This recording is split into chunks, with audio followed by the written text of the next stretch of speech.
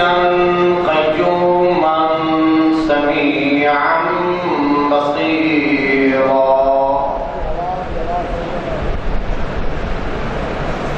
الصلاة والسلام على من أرسله إلى الناس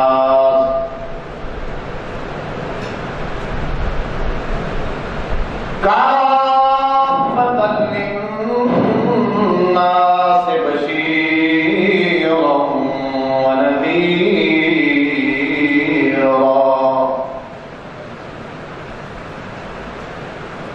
وعلى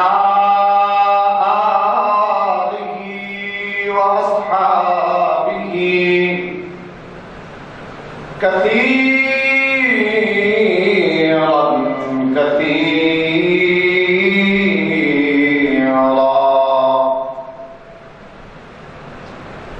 أما بعد فأعوذ بالله من الشيطان الرجيم بسم الله الرحمن الرحيم ربنا إني أسكنت من ذريتي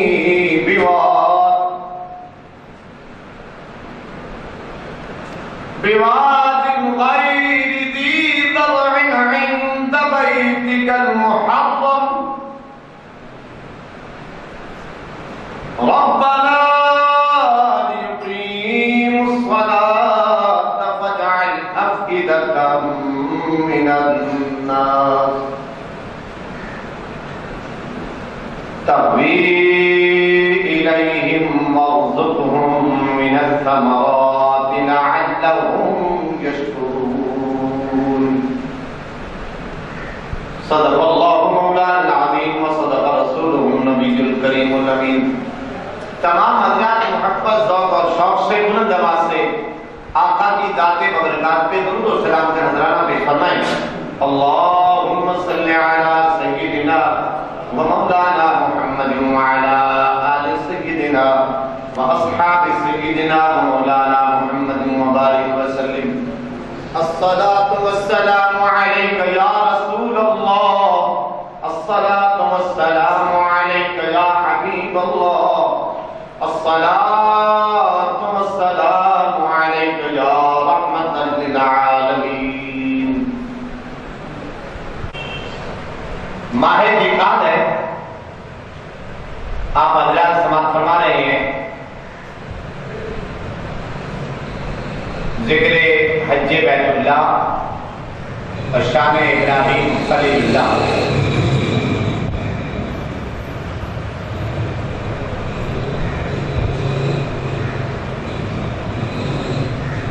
جمعۃ المبارک کے خطبہ میں ہم نے یہاں تک ذکر کیا تھا کہ اللہ رب العزت کے حکم پر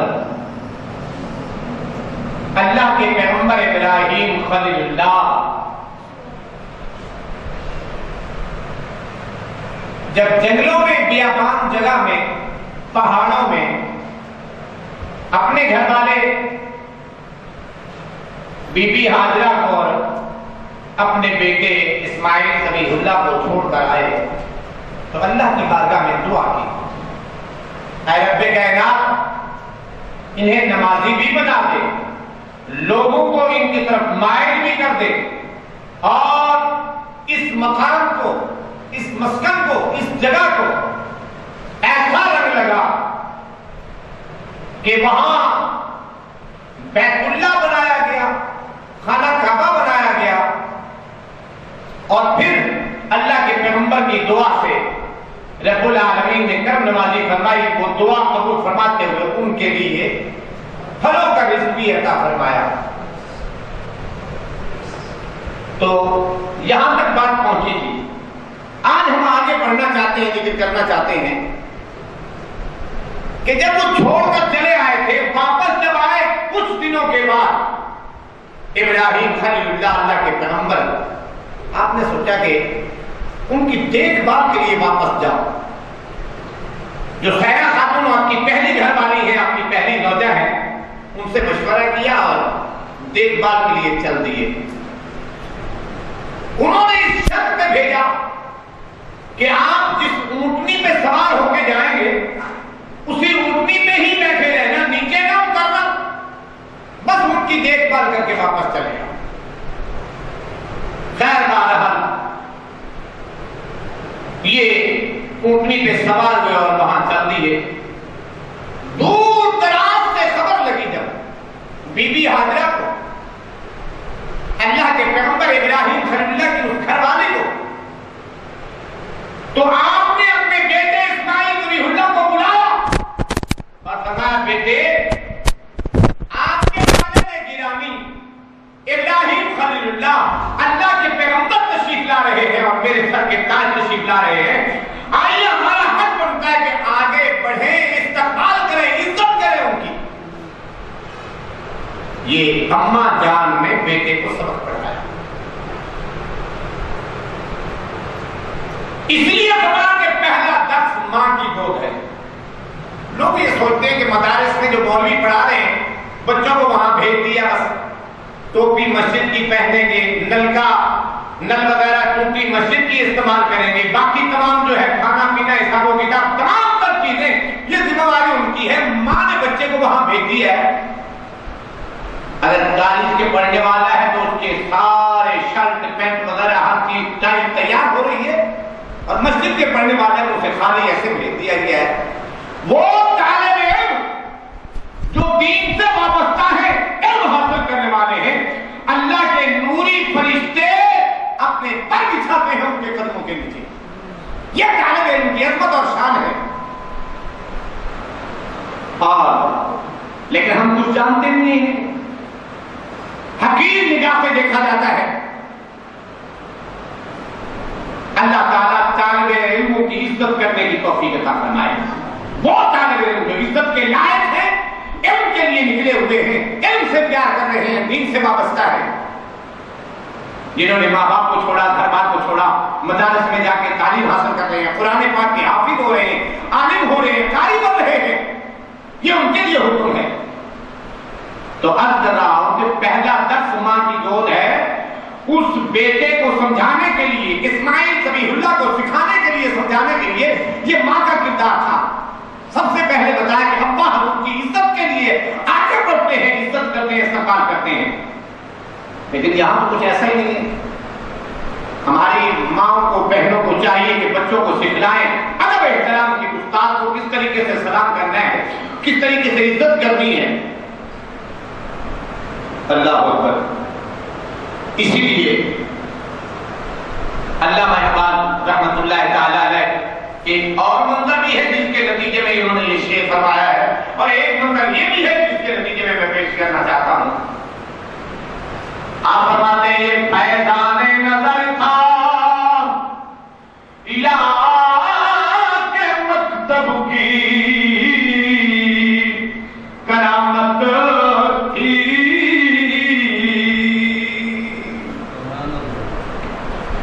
یہ فیضان نظر تھا یہاں کے مکتب کی کرامت تھی.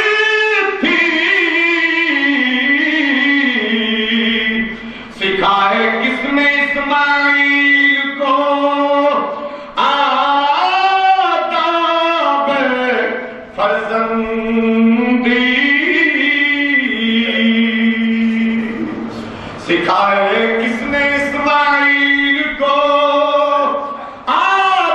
آداب فرزندی. یہ ماں کی محبت تھی، ماں کا پیار تھا کہ انہوں نے ابا حضور کی عزت کے لیے حکم فرمایا. حضرت ابراہیم خلیل اللہ اونٹنی پر سوار ہوئے سفر فرماتے ہوئے وہاں پہنچے. حضرت بی بی ہاجرہ نے جب دیکھا کہ میرے سر کے تاج تشریف لا رہے ہیں، اپنے بیٹے کو حکم بھی فرمایا. جب وہ تشریف لے آئے عرض کی حضور آپ نیچے تشریف لے آئے.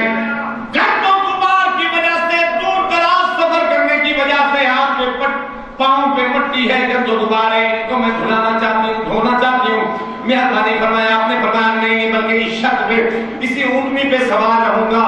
آپ بھی حاجرہ تشریف لے جاتی ہیں. ایک لوٹا پانی کا زمزم شریف بھر کے لے آئی اور اپنے خامد اپنے سر کے تاج اللہ کے پیغمبر ابراہیم خلیل اللہ کے پاؤں دھلوائے. یہ عزت کرنا. اگر ہماری بہنیں ہماری مائیں ہماری بیٹیاں اپنے خامد کی عزت کریں احترام کریں اور اسی طریقے سے ادب سے پیش آئے ان کی خدمت کریں تو کبھی ہمارے گھر برباد نہیں ہو سکتے. یہ تمام تر معاملہ ایسا ہوا کھڑا ہے. ہم خود سکھلاتے ہیں بیٹیوں کو بہنوں کو خامد کی عزت مت کرنا. جنہ کو کہیں میں سدھا کر دو جی میں کانا ہوں دے. تمام تر باتیں جب ایسی سکھلاؤ گے تو بربادیاں دیکھو گے. انہیں عزت کے لیے احترام کے لیے کیونکہ اتنا بڑا مقام دیا گیا مرد کی شان. اللہ رسول کا حکم ہے کہ مرد جو ہے خامد جو ہے وہ تمہارا مزاجی خدا ہے. اتنا بڑا مقام دینے کے بعد تم لوگ اتنا کرتے ہو. تو بی بی صاحبہ نے اللہ کی مقبولہ نے بی بی حاجرہ نے یہ ہمیں عمل کر کے دکھایا ہے. اللہ تعالیٰ ان کے نقش قدم پر ہم سب کو چلنے کی توفیق عطا فرمائے. سب کے دعا آمین. تو آپ نے ان کی خدمت کی. آپ واپس چلے آئے. کچھ دن کے بعد اللہ کا حکم ہوا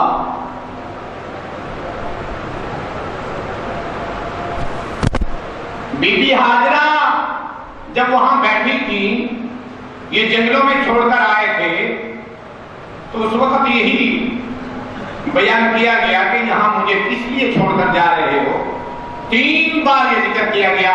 پہلی بار بھی جواب نہیں آیا, دوسری بار بھی جواب نہیں آیا. جب بی بی حاجرہ نے عرض کی حضور میرے سر کے تاج اللہ کے پیغمبر ابراہیم خلیل اللہ کا یہ بتاؤ اللہ کا حکم ہے. فرمایا جی ہاں اللہ کا حکم ہے. آپ نے خود ہی کہہ دیا جاؤ آپ کا بھی اللہ حافظ ہے اور میرا بھی اللہ حافظ. یہ تمام تر معاملات ایسے ہیں جو اللہ کی رضا پہ صبر کرتے ہیں اللہ تعالیٰ انہیں اجر عظیم سے نواز دیتے ہیں. ان کے جانے کے بعد پھر اللہ کے پیغمبر ابراہیم خلیل اللہ کو حکم ہوا کہ میرا گھر تعمیر فرماؤ, خانہ کعبہ بناؤ. اس دوران ایک عظیم واقعہ آتا ہے کہ اللہ کے پیغمبر ابراہیم خلیل اللہ اپنے جانور لیے بکریاں چرانے کے لیے جنگلوں میں تشریف لے گئے. دیکھا کہ ایک ضعیف العمر ہے, بوڑھا ہے, پہاڑوں میں بیٹھا ہوا چیخ پکار کر کے رو رو کے اللہ کی بارگاہ میں ذکر الہی میں مستغرق ہے. ذکر بھی کر رہا ہے, رو بھی رہا ہے. پوچھا آگے بڑھے اے بزرگ اے بابا جان کتنا عرصہ ہو گیا یہاں آپ کو اللہ اللہ کرتے ہوئے. انہوں نے وہ مدت بتائی, کثیر مدت کہ اتنے عرصے سے میں یہاں ذکر کر رہا ہوں. فرمایا پھر کھاتے پیتے کیسے ہو؟ فرمایا اللہ کریم کرم نوازی فرما دیتے ہیں یہ جنگلوں سے مجھے چشمہ پانی کا بھی مل جاتا ہے اور ساتھ ہی یہ پتوں کے اس کے درختوں کے جو دانے پک جاتے ہیں یہ باقی چیزیں پتے وغیرہ میں کھا کے اپنا پیٹ بھر لیتا ہوں. آپ نے فرمایا رہتے کہاں ہو؟ فرمایا ایک غار ہے وہاں رہتا ہوں.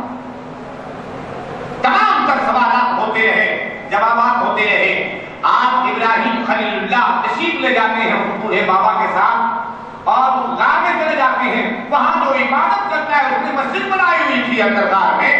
مسجد کا قبلہ دیکھا وہی خانہ کعبہ کی طرف تھا. یہ ذکر ہونے کے بعد پھر جب اتنی لمبی باتیں سنائی ذکر الہی والی تو اللہ کے پیغمبر ابراہیم خلیل اللہ فرماتے ہیں اے بزرگوں میرے لیے بھی دعا فرما دو.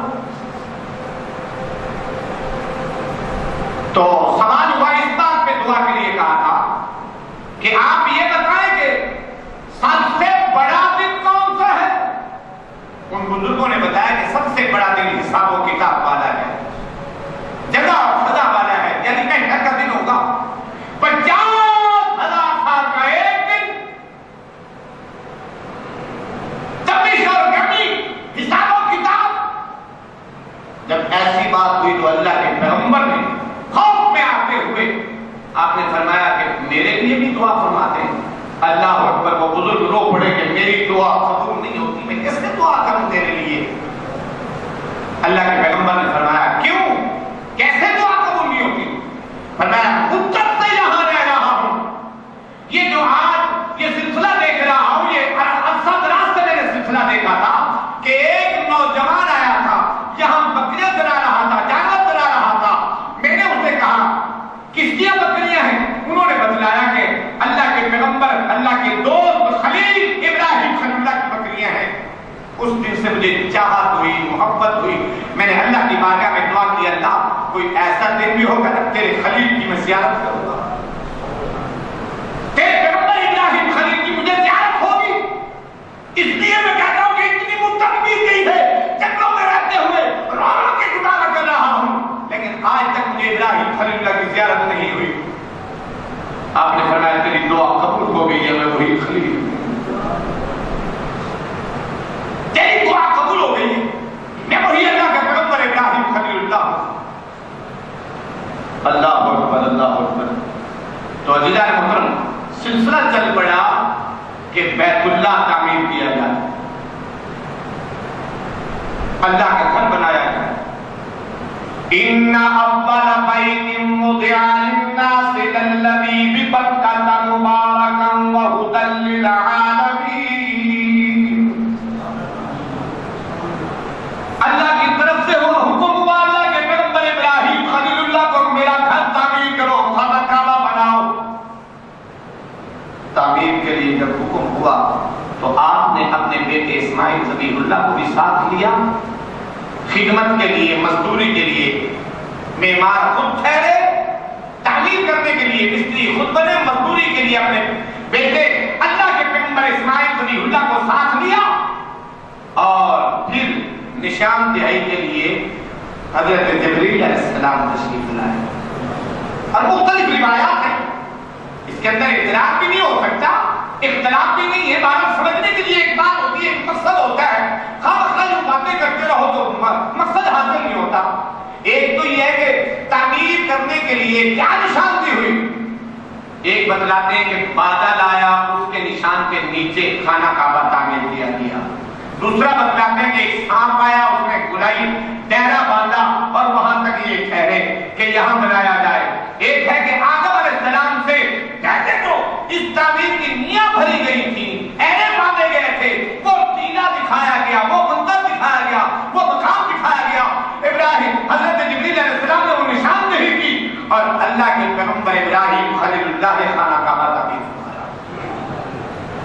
5 مقامات سے پتھر آئے، 5 مقامات سے پتھر آئے، کوہ ابا قبیس اور صفا مروہ، غار ہرا جسے جبل نور بھی کہتے ہیں۔ پتھر کا نام ہے، پہاڑ کا نام ہے، اگر ہم نبی کا نام نور کہہ دیں تو اختلاف ہو جاتا ہے، اختلاف ہو جاتے ہیں، بڑے بڑے سوال و جواب ہوتے ہیں کہ نبی نور ہے یا بشر ہے۔ یہاں کتابوں میں اپنے برائے اغیار سب نے لکھ دیا ہے جبل نور، پہاڑ نور، وہ غار ہرا جہاں اللہ کے محبوب تشریف لے جائے۔ کیا منظر ہوگا، اللہ سب کو وہاں اس منظر کو دیکھنے کی توفیق عطا فرمائے۔ کیونکہ حج بیت اللہ کا ذکر ہو رہا ہے اور یہ حج میں شامل ہے، صفا مروہ کا دوڑنا، جہاں بی بی حاجرہ دوڑی تھی، چاہے عمرے پہ جاؤ چاہے حج پہ جاؤ، جب تک وہاں دوڑ نہیں لگاؤ گے وہ جو حج ہے قابل قبول نہیں ہوگا۔ ان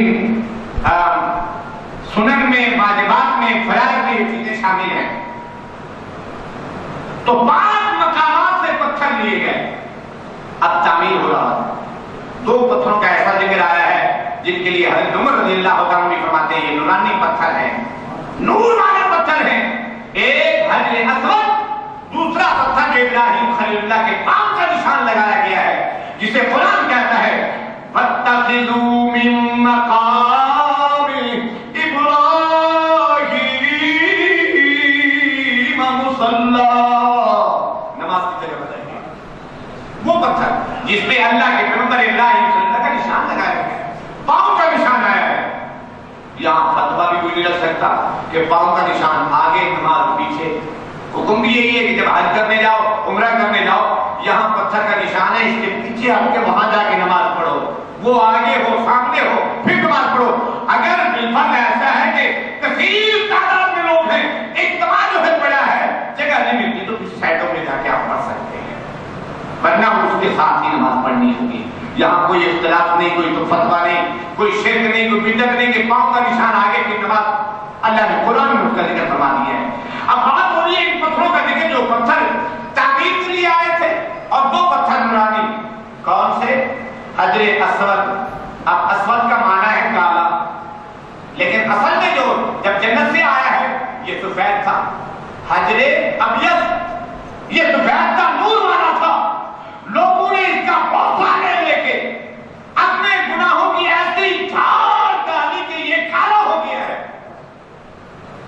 اور ایمان والے کو صاف ستھرا بنا دیتا ہے. اس کے بوسے لینے کی برکت یہ ہے، کیونکہ اللہ رسول کا حکم ہے. اور سنت سمجھ کے نبی پاک صلی اللہ علیہ وسلم کی سنت سمجھ کے جب حجر اسود کو بوسہ لیتے ہیں تو گناہوں کو اس میں ختم کر دیتا ہے، چوس لیتا ہے، اور ایمان والے کو صاف کر کے بھیج دیتا ہے. جو حج کر کے آتا ہے ایسا ہوتا ہے جیسے آج ماں کے پیٹ سے پیدا ہوا ہے.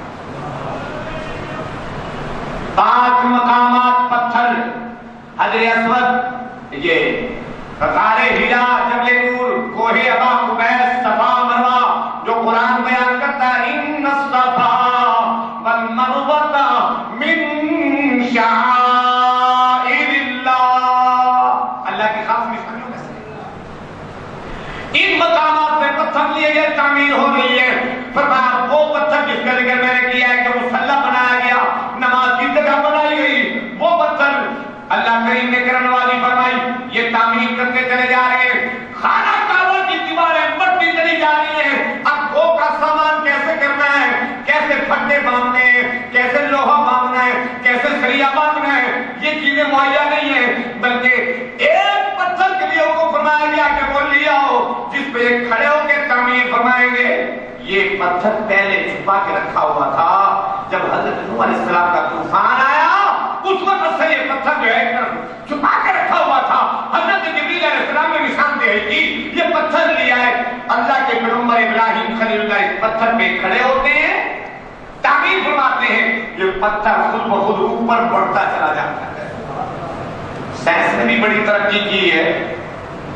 سائنسدان بڑا کچھ کہتے ہیں، لکھتے ہیں، پڑھتے ہیں، لیکن ہماری سمجھ میں یہ آج تک یہ بات نہیں آئی کہ سائنس دانوں پہ تمہارا ایمان ہے، اس پہ عقیدہ ہے، اپنا مذہب اسلام چھوڑنے کے بعد ان چیزوں کو مانتے ہو، اس کو بھی نہیں مانتے کہ جس پتھر کو اللہ نے بنایا اور حکم فرمایا، کھڑے ہوئے ابراہیم خلیل اللہ، ایسی جان ڈل گئی نبی کے پاؤں کی برکت کی وجہ سے، بے جان پتھر بھی جان والا ہو کے چل رہا ہے.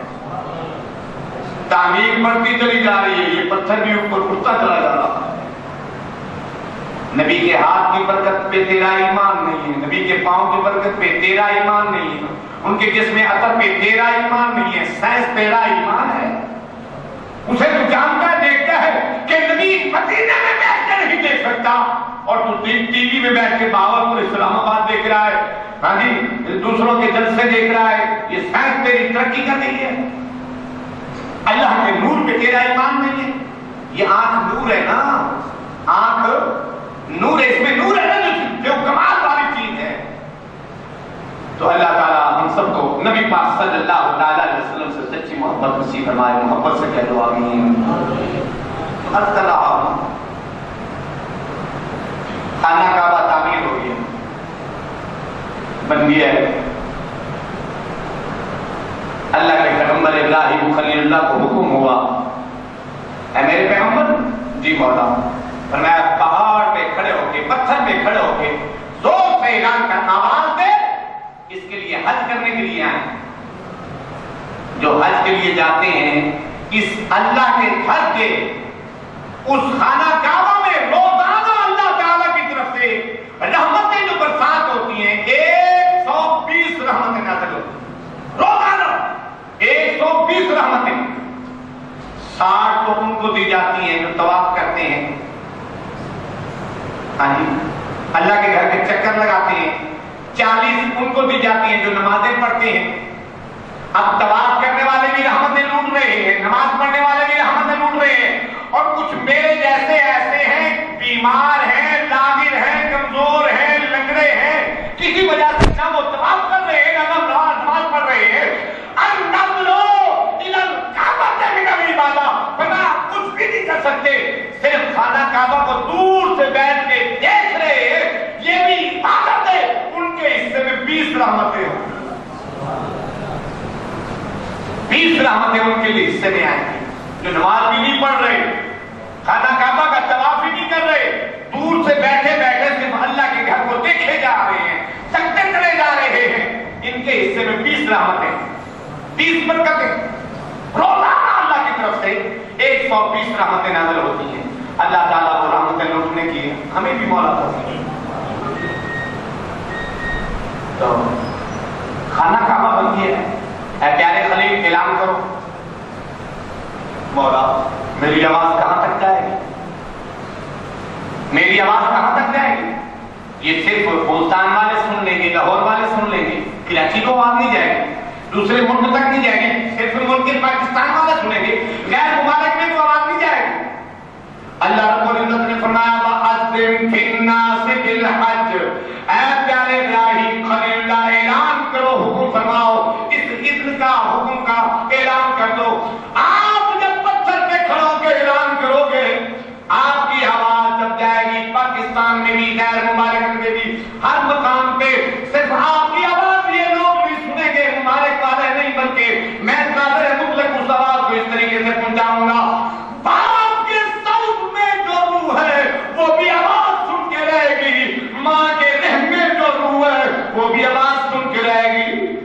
یہ اللہ کی شان ہے، یہ اللہ کی شان ہے۔ فرمایا میرے پیارے پیغمبر تو آواز دو گے، تیری آواز میں ایسی برکت ڈال دوں گا، بہانا تیرا ہوگا، کہنا تیرا ہوگا، اعلان تیرا ہوگا، اس آواز کو میں پہنچاؤں گا۔ صرف پاکستان والے نہیں، افغانستان والے نہیں، امریکہ والے نہیں، جو باپ کے قلبوں میں ہیں وہ بھی سنیں گے، جو ماں کی رحموں میں ہیں وہ بھی سنیں گے۔ اللہ اس دھرتی کا ذکر ہو رہا ہے جس کے لیے حضرت امام مالک رضی اللہ تعالیٰ عنہ رو رو کے محبت سے پیش آ رہے ہیں۔ جوتی آپ نے اتاری ہوئی ہے کہ میں مدینہ کی سرزمین پہ ہوں اور میں جوتا پہن کے چلوں، نہیں، یہ محبت گوارا نہیں کر سکتی۔ کہیں ایسا نہ ہو جس جگہ کے اوپر محمد کریم صلی اللہ علیہ وسلم کے پاؤں مبارک آئے ہوں اور وہاں میں جوتی کے ساتھ چلوں۔ یہ ادب احترام تھا، پیار تھا۔ اور حضرت امام مالک رضی اللہ تعالیٰ رو رو کے مدینہ کی سرزمین میں چلتے ہیں، بلکہ پتھر والی، سنگ مرمر والی جدید عمارتیں، جدید دیواریں ان کو بوسہ نہیں دیتے، قدیم دیواریں، پرانی مٹی والی دیواریں ان کو بوسہ دے رہے، پیار کر رہے ہیں۔ اور لوگوں نے پوچھا حضور یہ کتنی خوبصورت دیوار ہے، کیسا سنگ مرمر لگا ہوا ہے، آپ اس کو بوسہ نہیں دیتے، اسے پیار نہیں کرتے، یہ صاف ستھرا ہے، بلکہ مٹی والی قدیم دیواروں کو بوسہ دے رہے ہو۔ فرمایا یہ تو جدید ہے، اب بنی ہے، قدیم دیواریں مٹی والے، اسی لیے ان کو بوسہ دے رہا ہوں، شاید ان پہ میرے کملی والے کا ہاتھ لگا ہو۔ یہ محبت ہے مدینے والوں، مدینے والے کی محبت رکھنے والوں، تو محبت سے پیش آؤ تو اس طریقے سے بھی برکات حاصل ہوتے ہیں۔ تو میرے عزیز میرے محترم، جس نے بھی اس آواز کو سنا اس وقت کی بات ہے، تو آج کی بات کرتے ہو، سینس کی بات کرتے ہو، اس وقت کی بات ہے۔ کون سا ایسا سینسی کردار تھا کہ اللہ کے پیغمبر نے آواز دی اور جہاں جہاں تک پہنچی؟ آج بھی وہی حکم ہے، جس نے جتنی بار سنا، جتنی بار لبیک کہا، اتنی بار وہ مدینے جائے گا۔ اللہ کے پیغمبر کے اعلان پر، اللہ کے نبی کی آواز پر جس نے لبیک نہیں کہا، نہیں مانا، اسے پشت کر دیا ہے، کبھی مدینے نہیں جا سکتا، کبھی خانہ کعبہ کا طواف اسے نصیب نہیں ہو سکتا۔ آپ دیکھتے ہیں بڑے بڑے امیر عمرا جو ہیں پیسہ بھرتے ہیں، بینکوں میں ڈالتے ہیں، داخلہ کرتے ہیں، واپس آ جاتے ہیں کہ منظوری نہیں ہوئی۔ ارے حکومت کی کیا بات ہے، نواز شریف کی، بے نظیر کی کیا بات ہے، ہاں ضیاء الحق کی یا مشرف کی کیا بات ہے؟ یہ مدینے والے منظوری فرمائیں گے تو ہوگا۔ اپنے پیسے واپس لے لو، اپنے پیسے واپس لے لو، تم مدینے نہیں جا سکتے اس لیے کہ اللہ کے نبی کی آواز پر لبیک نہیں کہا تھا،